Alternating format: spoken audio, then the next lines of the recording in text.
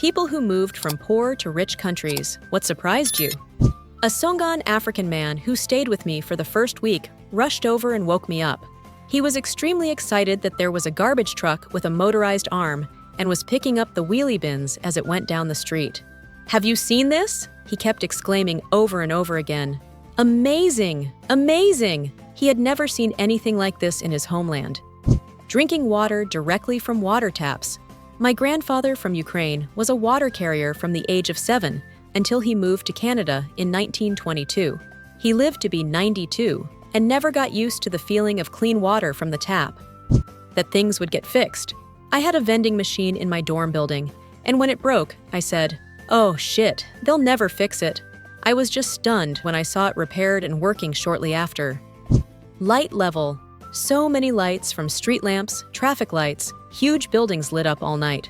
Oh, and the highways blew my mind. They were so wide and full of so many cars. I was 6, and I'll never forget that first drive from the airport to my new home in December.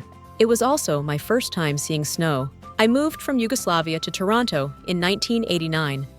Your like and subscription will really help my channel. I visited Germany once with my family. We were about to cross the road when a Porsche came racing through. Living in India, we experience daily traffic mishaps, and there is negligible concern regarding pedestrian safety and courtesy, so we were actually shocked when the driver literally halted to a stop and insisted on us crossing the road. There was no traffic light, no zebra crossings, nothing, and we actually were used to letting cars pass by before walking, so this was the biggest shock to us. That everything actually works. You can rely on your electricity not going out at least twice a day. If you buy something and it breaks, there's warranty with little to no hassle. Internet actually works more than it doesn't. Public transportation actually arrives, and shockingly, it does on time. If you hire a service, it'll actually be done, and with an expectation of quality. Of course, it's not perfect, and there's bad people everywhere, but that's the exception, not the rule, and it's a massive difference. The postal system. The logistics of delivering millions of parcels to millions of homes on a daily basis is astonishing, especially at that price. The idea that I can send a package across the country and have it reliably delivered the next or possibly even same day is truly impressive. My roommate's coworker is from Guatemala. He says one of the best things about the US is that when you call for an ambulance, one actually shows up even if you aren't rich or important. I visited my cousins in the US once. I was surprised that your houses don't have walls around them. There were only those fences at the side and back that pretty much anyone can jump over. I live in the Philippines, and the only houses who don't have walls surrounding them are those in compounds or subdivisions that have roaming security guards. I grew up in South Africa and have been living in England for 20 years. Cars stop when you walk up to a pedestrian crossing. I can walk around at night without thinking I'm going to get shot or robbed. There are only a few people on building sites, and the buildings get built in a quick and organized manner. When things break, someone will come and fix it.